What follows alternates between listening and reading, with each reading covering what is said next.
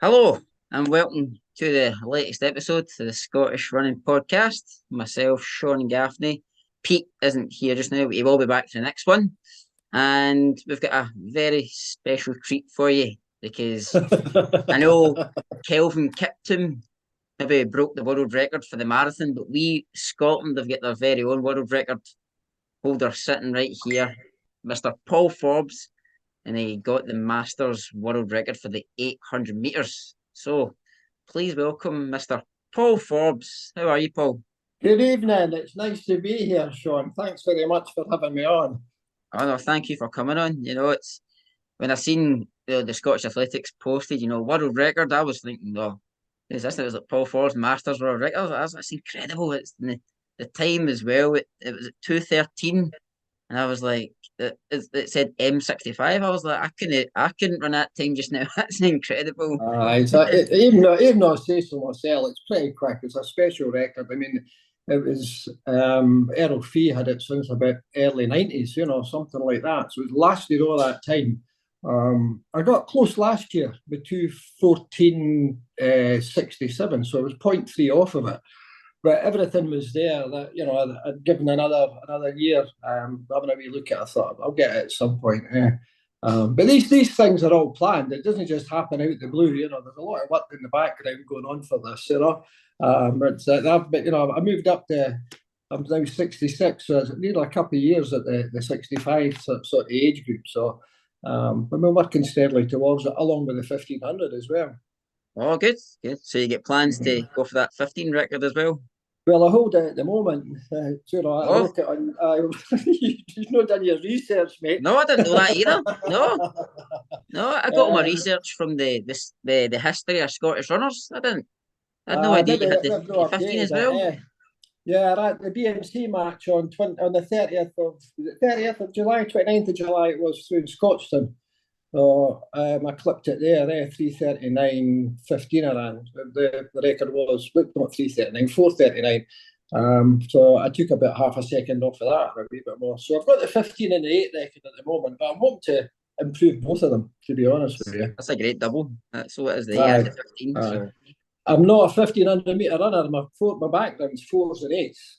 yeah, I seen that because You it was know, like, there was a games at Falkirk back today, and then you won it in like 47 seconds. So you did that quite a was lot at of 400s. Grangemouth, aye. I think it was called the British Airways Games. Yeah, yeah, that's I think right. something like that. I used to have all these wee games back in the day when folk would come up from England and abroad and run. We don't have that anymore, which is it's a shame. It's a big loss to Scotland. And to the Scottish athletes who got to compete against people they might not, otherwise meet. Yeah, Um, absolutely. Because looking at your those games, there was you were running again that quality of field that you had at that time. Though you've got your Commonwealth Games and that etc. as well. But at one point you were like fourth on the Scottish all-time list, and you're amongst great athletes there. oh, Like absolutely. Tom Aye, McKean. Tom aye. McKean at that time, the world indoor champion. It's It's, incredible. it's incredible. I know it's incredible. Of course, the guys now it's come round again, and then the fours and the eights and the 15s now. Neil and Josh and Jake. Sorry, these guys coming through, and it's great for the other youngsters to look up and think it's not just one person. There's a whole group of guys that are world class now, Yeah, and it gives all the kids something to look up to and to aim for. yeah, absolutely. And it's like we interviewed Neil Gourley about a month, 6 weeks ago or so, and ever since under 13, you can see ever since under 13, his power of 10, he's got quicker and quicker every single year.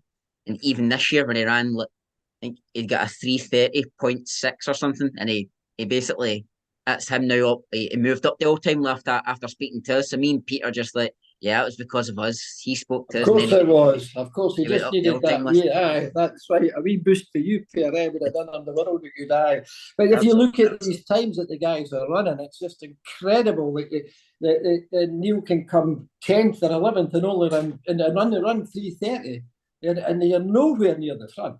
Oh yeah. It's fantastic. It's quite incredible. Remember when I first started running? I was at 15, 16, and I remember someone ran 3:40 in Scotland. You'd be like, oh my god, Oh, that's absolutely. incredible. Yeah. And now it's like 340. Nah, that's okay. Well, they've got teenagers running 340. It's as simple as that.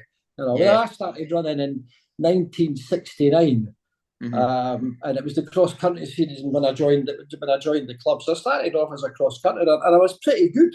I won the Yeah. East District title when I was 13 years old, and I nearly I thought I'd go onto a track until I was about 14 or 15 years old.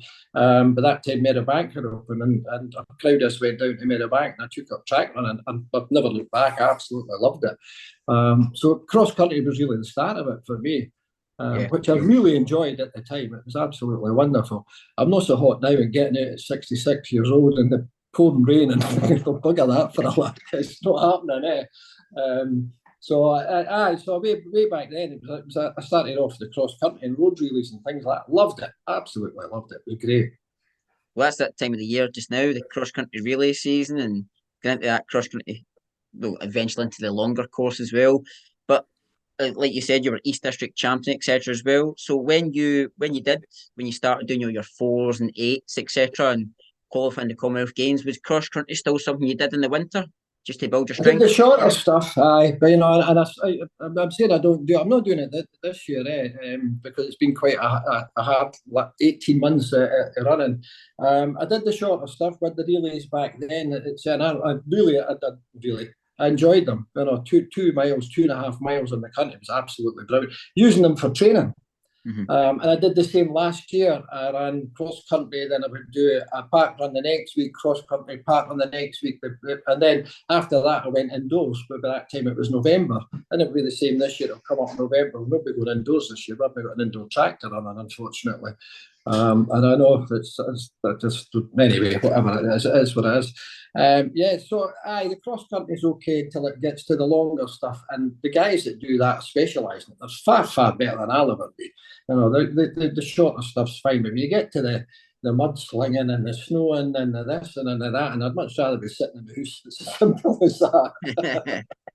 I can know it's like a lot of people they really do like that kind of stuff, wind and wet weather and mud and all sorts. But I know, but it does make cross country be cross country when you have got Oh, that kind of stuff absolutely. in Yeah. those I mean, elements. it's great strength training. I mean, it's absolutely wonderful. And any kid that was starting up, and so do a cross country season. And I remember a wee while ago, about a few years ago, we had high jumpers and people like that from our club in Edinburgh, AC, and they were doing cross country, and they were pretty good at it. There's a particular female, I can't remember her name. She was absolutely shit. Oh, I thought, but she's a high jumper. So it just shows you, You never know. You might see them in the summer qualifying for the Commonwealth Games, Well, etc. that's right. The cross That's country. right. Aye. Everybody, no matter what discipline you're involved in, needs an aerobic background. Everybody does. And a lot of people just don't get that. Oh, I'm a long jumper. I don't need that. You do need that. Everybody needs to have that wee bit aerobic background. And if you're going to do a couple of cross countries, that's where you will start to pick it up. Yeah, 'cause a lot of these, there's a guy, Ross Edgley, the guy that swam around Britain.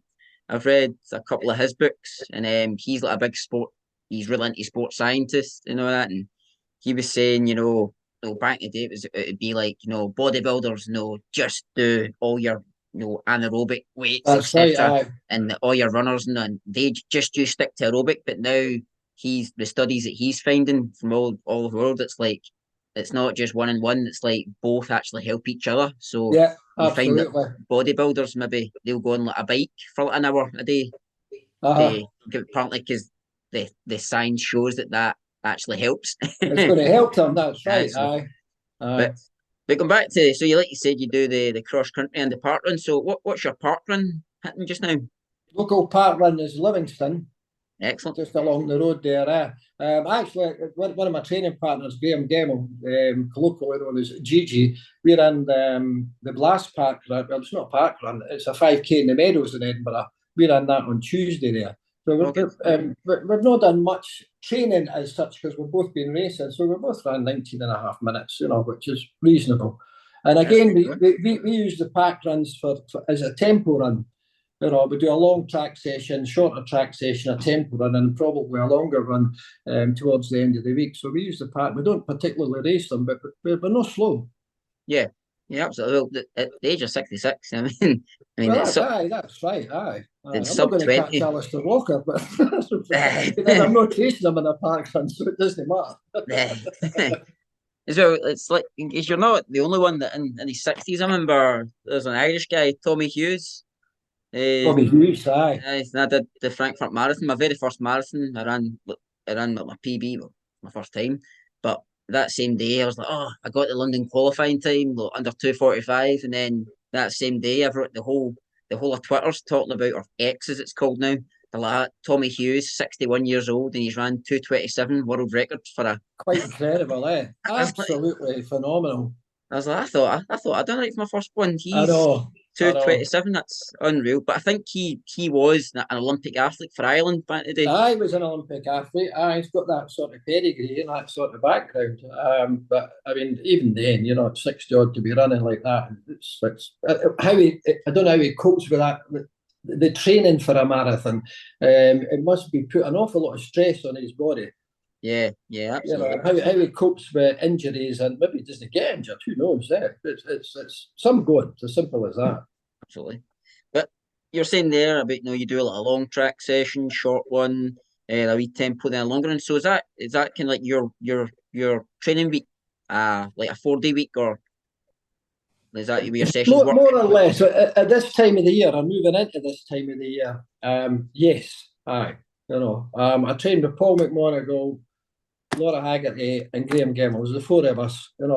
And last year indoors, McMonagle got injured, and he took over the responsibility of running the program for us. And he wrote it, presented it, and he made sure that we were there and running, what we should be running. And in many respects, anything that I did indoors last year, which was 2 golds at the World Indoor Championships, and even up until the end of September, the work that we did with Paul was absolutely wonderful. It's as simple as that. And the whole thing just carried on right through the summer into the European Championships. So basically, long session, a recovery run the next day. We're on a Tuesday afternoon with a recovery run on a Wednesday. I would take a Thursday off, another session on the Friday morning, park run on the Saturday, and then for me, about an easy hour on the Sunday. I don't do long runs. It's just not in my makeup at all. But certainly at least 1 day off a week, sometimes 2 if I'm needing it. They're no slave to that. You shouldn't really have everything cast in stone. You need to be very, very flexible, particularly at my age. I get up in the morning and if I don't feel well, I don't run. It's as simple as that. It's not going to do me any harm. It would do me harm if I continued to push myself. So sometimes get up and think, right, I'll just take another day off. Another day off doesn't matter. My background's massive. I can go for months, and so long as I look after my weight, I'll be all right by the time I come back to running again. It's not going to do me that much harm, eh? Absolutely. Well, it's the same with everybody. Everybody thinks that you're going to go off for a week or 2 or whatever. Oh, God, I'm going to lose fitness. It takes months for your background to disappear. It takes an awful long time. What you have to do is make sure that you're still eating properly and not going over the score and putting on too many pounds, because that's the difficult part, is losing the weight again. Yeah, absolutely. We've got a guy in our club, a guy called Chris Mackay, a great runner. He doesn't compete anymore, but you see him with his top off now. He's still ripped. Like he's still he's into like rock climbing now, a lot of cycling and all that and stuff. A lot of good food and that and stuff. He's still in his 30s, but he just doesn't race that anymore. He maybe last year he was turning up to your sessions and doing like 3:05 and stuff, and he could probably still race, but he's just not interested. But he's just kept really good care of himself. He's still in great shape. So like you say, it's as long as you maintain your weight and maintain your diet and take care of yourself, you still take up a good bit to lose it all. To lose it all, that's right. Aye. Anyways, that was us. That last year, as I say, McMonagle put in all that work with us, and it paid off in spades. Myself and Laura Haggerty medaling at the World Championships. Laura only joined us in about, I think, the end of October, beginning of November. You should get her on the show and ask her how she finds it, because the whole thing's been a revelation to her regarding training, how we train, how we do it, how to rest properly, and even just down to how to race. But when she came along, I looked, I thought, oh, here we go. She's got a brilliant work ethic, really good work ethic. And if you get somebody like that, there's loads of stuff you can do with them, absolute loads. So we're coming in. coming into her second year with her. I think she's good. She's very, very good anyway. She's going to get better. Simple as that. Absolutely. And what event did she medal in? She 1500. She 1500, went excellent. from 453 to 445 in third place in the World Championships. And that was Catching within the you. space. That's within the space. But she started training with us in November, and March she was a world medalist there. But again, she's been running since she was 15. The background's already there. Mm-hmm. It's a matter of having a wee look at it and tweaking it about and seeing how we can get her to run a little bit better there. Yeah. When I say we, that's me and Paul and Gigi supporting. We all support each other all the time. There's always somebody there to talk to help out. In sessions when we're running together, if we're doing reps, nobody takes the whole session. Somebody will take run 2, run 3, run 4. So you're not at the front all the time. You're getting a wee bit of a rest. It helps to keep the pace up if we need to, basically. Yeah. So somebody's not doing all the work. So it helps to have a group like that. It helps me tremendously. I mean, it's absolutely wonderful. Simple. Yeah, definitely. I think it's like you read a lot of things about Kipchoge, and he always says that, I wouldn't be anywhere near my achievements without the group I'm with. That he's like that group, they're the ones that have got me to the level, man. Because I couldn't do this by myself, and we do that in Everclade as well. I'll try and make sure there's always people there to run with at sessions, or if it is easy runs, etc. It really just makes training more enjoyable, and you do get more out yourself. Aye. I think you do work harder as well when you've got people there beside you. Yep. Well, I again with the guys, just they've been right behind me all the way, which is where I like everybody to be behind me. Exactly. So, like the World Championships, where you won your 2 golds, were you expecting? Were you going into it? I'm going to win this, or were you kind of we'll see what happens? Is this the outdoors recently? Yeah. Yeah. Yeah. So the outdoors, there was a good chance that I was the favourite. It's as simple as that. And then having run a world record was for the 1500 as well. I thought, I look at who's running, what they're likely to be able to do, and I went in very confidently. That's it. I'm not so hot over the 15 yet. I'm getting a little bit better. It's not really my distance. And I'm still learning how to run. I make a couple of elementary mistakes during the summer. I did that wrong, but I'm getting there. Believe it or not, I find it very difficult to run slowly. It's far better if I'm getting to stride out and run along. And during the summer after the world record, I thought I could have done a wee bit better there. Sort of take a nosedive in the middle of the race and come back up again, which isn't bad the way I do things. So when I periodised the training for the Worlds, I didn't really concentrate on the 8. I actually thought I could win the 8 anyway. It was the 1500 that I looked at. So I did a wee bit of work on my own, just free running 1,000 metres. Just to see how I would feel if I went out quite quickly, but I managed to get. I'm always terrified because I can't finish. Blow up on the track and have to walk off or something like that. But I ran 1,000 metres 13 days before we went out to Italy. On my own, running round, clock to start, clock to finish. I didn't look at any splits. I just wanted to run, and I ran 2:56, and I thought, well, that's not too bad. That's for 66 years old. There's a good chance I could win the 15 as well. It's just a matter of getting the tactics right. And in the 15, I would usually wait until maybe the last 300 trying to sprint. This year I went for 500, hit the front and just ran and ran away. And then with a fairly slow pace, I ran 4:44. So I was quite pleased with that, chuffed with that. And there was plenty in the tank left to go for the 800, which was 5 days later. Oh, perfect. Aye. Would you say, like, go with your background, so you've run 47 seconds for the 400 back, all them years ago, but just now, would you say that background of speed is helping you just now over the 15 and the 8?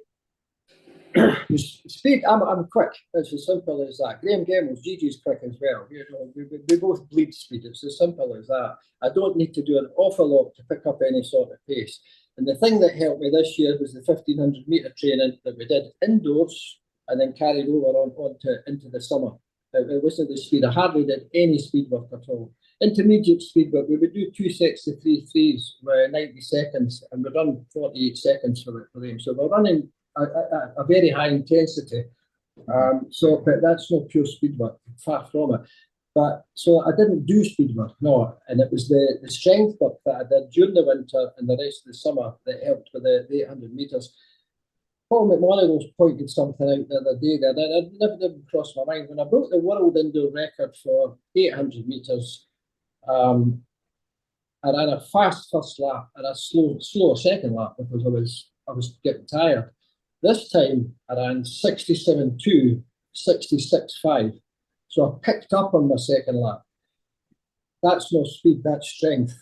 Yeah. That's bringing that through, you know. So the 1500 work has paid off over the 8.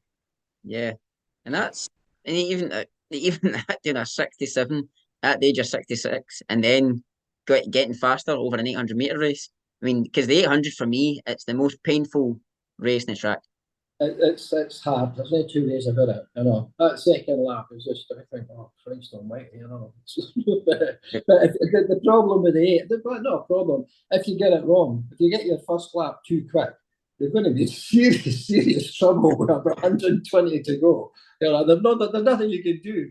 The damage is done. It's all about getting the pace right. But yeah, so the question, it was the strength rather than the speed. But the speed's never far for the surface with me or for Graham. And probably anybody that's blessed with speed. Neil Gourley's blessed with speed as well. You can get a lot of hard work done within the space of maybe even 10 to 12 days. I can be absolutely ripping around the track. It's as simple as that. So I don't know, like an aerobic capacity, whether you can, I think you can hold it for a while. But like if you top it up, it will start to dissipate. But if you're on top, we do one quickish session every week. That seems to do us. Yeah, I suppose like other people who maybe not blessed as much speed, and they might need a wee half a session or whatever. Absolutely, that's about all you need. Brilliant. So, but like I said, talking about your background, so you went to Commonwealth Games as well. You know, you were selected, also for Scotland to the Commonwealth Games, and that was going with it. Like I said, the company you were in, that was incredible back in the day. First one was 1978.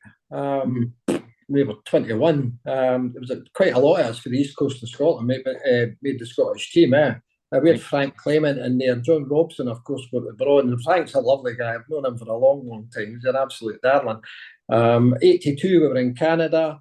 And then I was getting a wee bit old for everything, but I managed to make 86. And I managed to make the final, probably because the Kenyans didn't come. But you can only race who's there. It's as simple as that. So I made 3 games, and they were absolutely brilliant. So great, there's no chance I was going to do anything against McKean and Cram, but I was in the race, and that did me. Exactly. I mean, you can say that you've competed in a Commonwealth Games final as well. So absolutely, aye. That's we were my old coach. We had him on a couple weeks ago, Laurie Spence. Oh, no, Laurie. Well, Laurie was there in 78 when we were there. Yeah, he was. He ran the 5,000-meter final. He was saying he got a bit of a bug getting into the final, and he's like, what could have been, but he's like, but you're in the final of Commonwealth Games. I'm not going to say no. So. Aye, that's right. Aye, Nat Muir would have been in that final as well. Yeah, absolutely. You look at like Nat Muir's time back then, like 13, 17.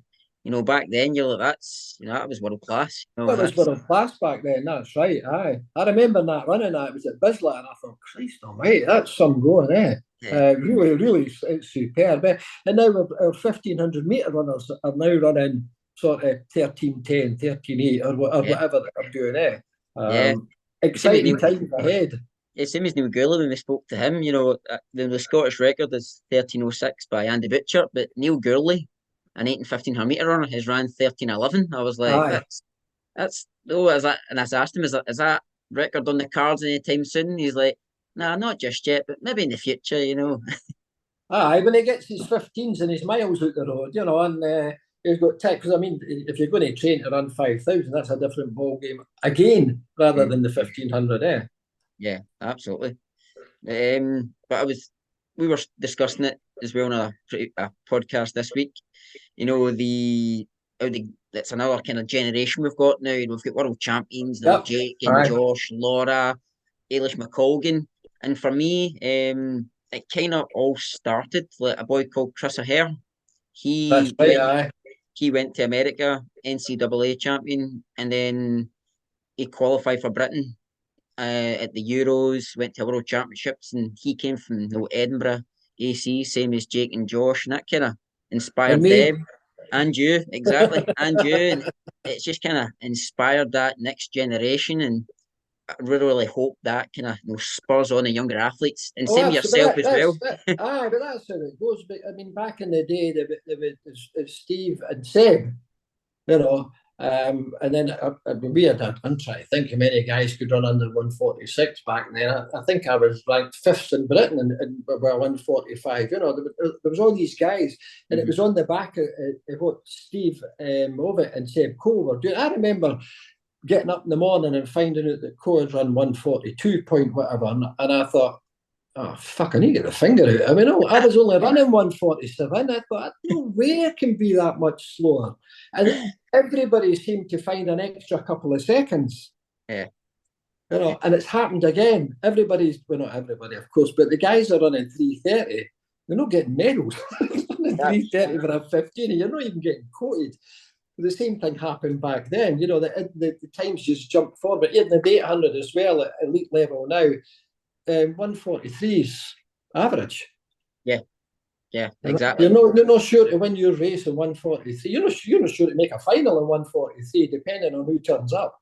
Oh, aye, absolutely. I mean, I mean, we're speaking to sprinters where I'm from in Greenock, and they'd be like, "Oh, I'd be saying, no, you should be doing 800s." But no, I'm a 200 meter sprinter. I was like, "What's your PB?" They go 24. I'm like, well, well, the guys, even in the Commonwealth Games, are getting through the first 200 in 22. So Exactly. Aye. they're like, no, I'm a sprinter. I'm like, no, you're not. You're a 8 and 1500 meter runner. You just do what I do. You Aye, just they do what didn't I want do. to do the hard work. That's what it is. Aye. But no, it is quite scary. Like for me, I'm not a speed guy at all. But when you see these 800 meter runners, and sometimes they'll watch the Olympics, and they're like, I'm pretty sure they went through in sub 22 there, like Rhodesia when he did that world record. Oh my God Almighty! Aye, absolutely. I think, and I've said this for a wee while. The 800 isn't a middle distance event. These monikers or whatever you want to call it, you put in the distances. 1, 2 is pure sprint. 4 8s are sprints as well. The middle distance is now the 1500 and the 5000 because they're going that quick. But you're not telling me that at 143 you're not sprinting. You're sprinting. You're sprinting for 2 laps. Yeah, you know. got to be And, full out sprint. the purest guys will be spending a lot more time in the gym than we would do back in the day. You know. Yeah. And they're running really. The 400s are sort of 45 seconds. God Almighty, you know, you make somebody's national team running that sort of thing. But if you want to run 141, 142, that's as quick as you've got to go, and that's sprint training. It's no middle distance training. Definitely not. I mean, and it's not just that as well. It's I don't know how to deal with that lactic. I mean, how do you train that? It's the worst feeling in the world. It is. Well, you train for it, don't you? That's we do it in our group, you know, the other groups do the same. You know, it's just a progressive thing. You get used to it, believe it or not. It's funnily enough, going back to the 15, you get absolutely knackered, but I don't get lactic like I get in an 800. Yeah. You know, it's a different kind of tiredness. Yeah, no, absolutely. It's a wee bit more kind of fatigue there rather than Aye, lactic aye. building. 800, I mean, if and it comes, it's like boom, so it's all over you. So something like that. But with the 15, it's a slow sort of poison creeping up on you. You're looking at the finish line and come on. Yeah. It's a different way of training as well. I love it. I'm enjoying the 1500. Really, I'm liking it. Aye. A bit different from the 4s and 8s training. Oh, definitely. The 4s now, I don't do it. Well, I ran one this year, but I only ran 62 seconds, but I wouldn't try and particularly hard. It's too much of a risk for me because the quicker anybody goes, the higher the risk of getting injured. And I'm not prepared to get injured that way. I ran just under 60 seconds a few years ago. And now I don't even try and run fast. I pick it up and I run as quick as I need to run. But Gigi's quite keen to get under 60 seconds. Graham's coming up for 59, and that's pretty quick. Exactly.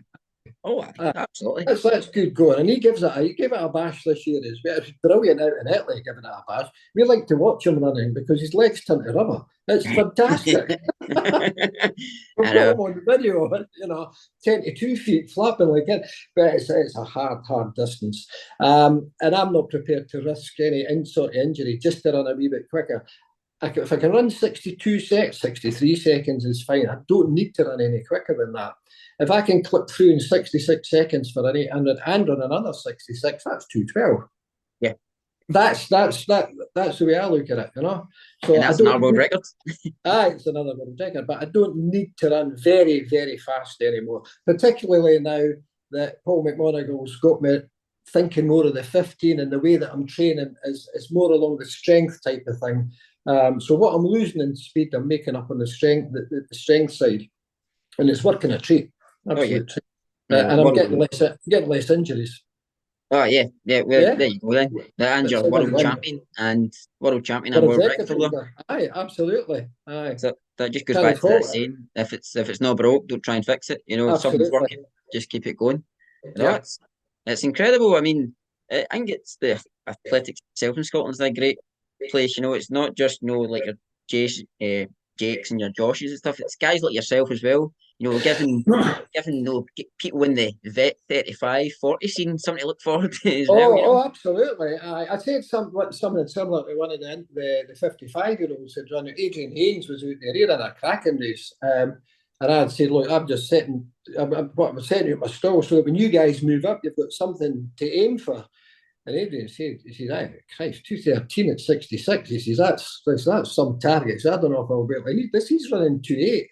26 he's run this year. Listen, the world record for 55 is 2.2. 2.2, really? Wow. People seriously need to have a look at how quick some of these guys and girls are running. You couldn't pitch up and think, I'll be all right here.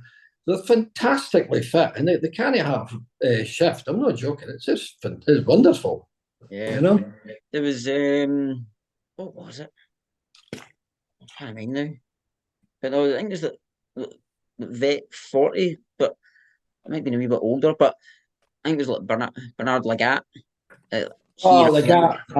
He was like when he was 40, he ran like 27:50. And he beat the previous one by like 2 minutes or so, or 2.5 minutes. I was like, that's the bar set. There are these exceptions, there are guys like that right across the board.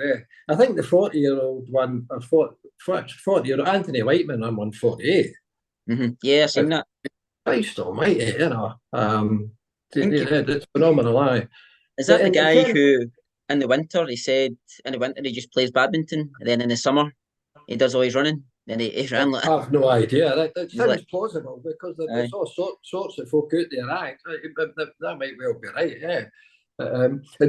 In Scotland, in terms of Masters, the European Championships there were just a revelation for the Scots. But Dave Tom won the 10,000 on the track. Mm-hmm. I mean, I was watching. What a heat to run! Even 25 laps. Oh, away you go, man! I went away for a cup of tea and come back. Yeah, if I cheap over the line. Yeah, Colin Feakin won 4 gold medals. I mean, Christ almighty! Yeah, everybody else is looking at this. They're not looking at the British team. They're looking at Scotland, thinking, "What are they doing?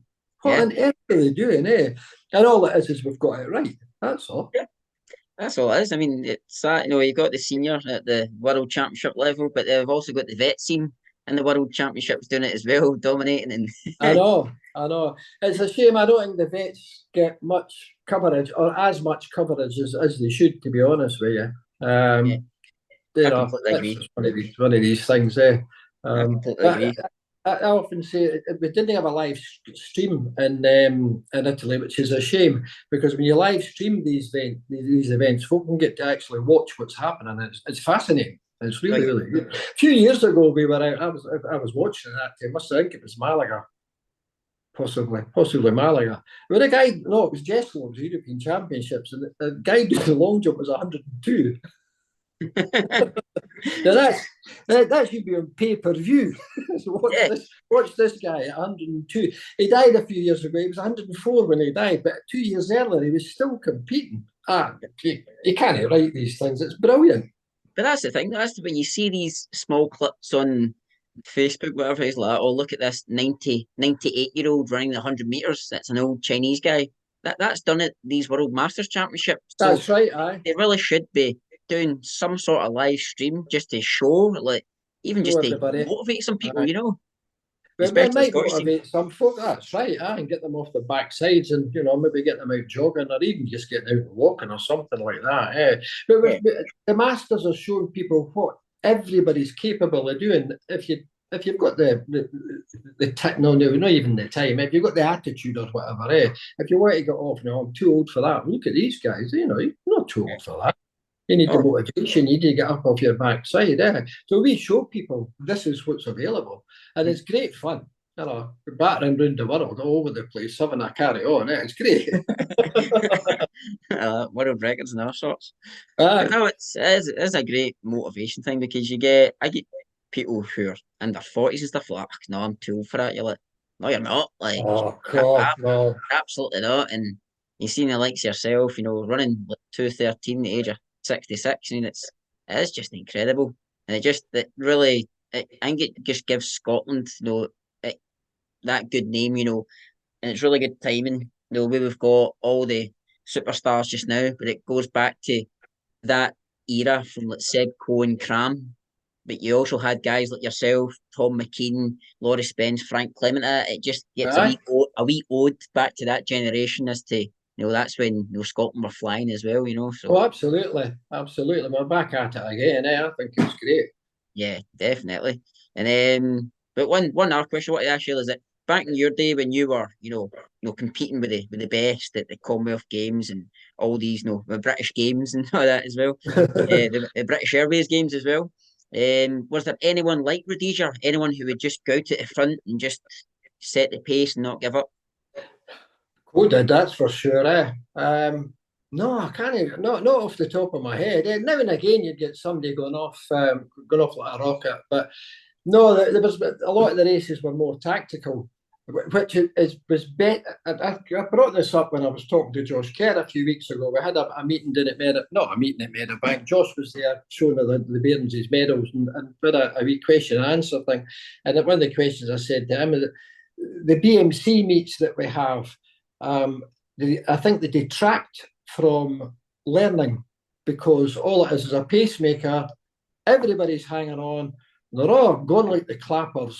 What do they do in a slow race? Do they know how to conduct themselves in a slow race? This is where I have a problem with the 1500. What the hell? The tactical news is out the window because they don't run tactically anymore. All the races are that fast. You're just hanging on and doing what you can. So back in the day, we had more tactical, but they're still quick, don't get me wrong. And we did try to think Cruz, he would just go to the front. And we raced him a couple of times and Buzz like, what do you do here? Just hang on and hope for the bloody best. That's if you get a PB. You very rarely get a PB winning. Of course, I just did. I'm saying that. But back then, you get a PB getting beat. You're getting hauled round the track. But these guys. So, but I think that for the tactical point of view, they're not learning very much at the senior level. You learn all that when you're young. But these BMC means, while they're good and they're fast and they're entertaining, from an educational point of view, I think people are missing out a wee bit. Yeah, I think it's quite an important thing as well. Like Josh, he was also grown up competing against like Jake. So they would always, they've even in that World Championship race, they're still going at each other. But I think going over his time in America, the American scene, it seems if like they're always racing, so they're really getting used to that, getting quite tactical. But in Europe, it's all about go with the pacemaker and just try and get your time, etc. And just try and get a good time. That's right. Josh was saying as well, I do this as well over here. I go into the open graded meetings. I mean, the first lap's just terrible. The kids are so quick. It's an absolute nightmare. But I try and, but that point of view, it's tactical. I'm in there. I've got to work out how quick I can go. Can I keep up with it? You know, but I usually pick off. I've never been last yet. I usually pick somebody off on my way down the track. But Josh was saying he'll go into races in the States, where he's more than likely going to win. So he'll go to the back, and he'll run at the back, and he'll come up to the middle. He'll do it and practice manoeuvres. You know, and I think that you have to have that sort of thing going on as well. If I'm racing in my own age group, I've got I'm trying occasions this year. We have a meeting down in Nuneaton, and I'll run off the middle of the pack for the 1500, and then I'll come round at the end, or I'll go right to the back in the 8, and I'll stay there for a wee while, and then I'll come through and just make it as difficult as possible, but just try and remember what it's like to be in a proper race, because when this is going to sound bumptious, I suppose, when you're as good as I am, Alistair Walker over Davy Clark from Ireland, when we're in our own age groups domestically, there's nobody really going to give us a race. So where do we get the chance to practice? Because you have to be able to do these things, because when you get into the World Championships, the guys are just that wee bit better that they're going to challenge you. So you have to be able to manage yourself better on the track, you know? You didn't get the chance to do that all the time, or not as often, certainly. Yeah, the Don't graders are great for this country as well in terms of development and getting people into it as well. They're absolutely amazing, helping like yourself as well. I'm really, really conscious of time. We've only got a few minutes left, but one wee last question I always like to ask guests is, so for yourself, you know, being world record holder at the AGR, world champion at the AGR, so that anyone watching this who going from anything from a club runner down to a recreational runner, what advice would you have for them in terms of for their running? Well, the running, you need, well, first of all, you need to run with somebody else. Not first of all. The first thing's to have a wee plan, a plan of what you want to do, right? Now, you might not know what to do. This is where your buddy's going to come in and get a couple of you, or 3 of you, or whatever, and get a wee plan going. But you're going to run on a Tuesday and a Thursday, and how far are we going to run? And just take it really, really easy. Take your time getting used to being out on the roads or out. I don't think you'd be in the track if you're if you're just starting. Get people to run with, and join a club. Yeah. A club is where you will get some direction when you're lost. There's always somebody in the club that will say, right, wait a minute, I know what you do here. You'll meet other people in the same boat as you are, and you'll make pals. It's a great social scene. You know that yourself. You know, athletes are nice people. Because sports people are nice people, generally speaking. You know. So yeah, get somebody to run with, get yourself a wee plan. Any plan is better than no plan. If your plan's wrong, somebody will show you how to change it and get it right. But if you start with no plan, you're not going to go anywhere. It's as simple as that. You're going to get injured, you're going to get ill, you're going to get fed up, you're just not going to want to do the whole thing. But if you've got a wee plan and a wee bit of a sense of direction, you're up and running. It's quite simple. So it's as easy as that. And it's not a difficult sport. A good pair of shoes, the right gear on you, and away you go. Exactly. Cheap as well. Aye, and it's cheap. Aye, that's right. Absolutely. Oh, thank you very much for coming on. This has been no at all. It's been a pleasure. Absolutely brilliant having yourself on, and I wish we had more time, but it was good to get you on for a lot more than half an hour. So that was brilliant, and You're welcome. You're the first ever world record holder we've had on. Oh, really? Aye. First ever world champion, first ever world record holder. You keep plugging away at it. There's bound to be more of a suit there. Aye, exactly.